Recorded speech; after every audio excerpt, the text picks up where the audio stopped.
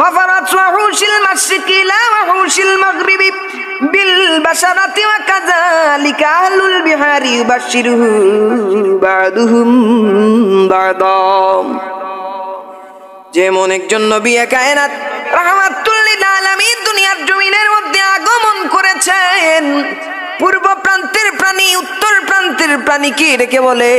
দক্ষিণ প্রান্তের প্রাণী পশ্চিম প্রান্তের প্রাণীকে ডেকে বলে,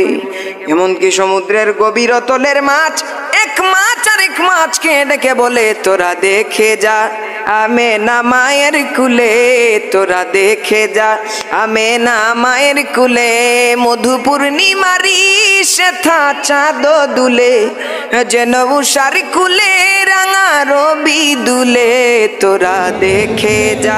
আমেনা মায়ের কুলে, তোরা দেখে যা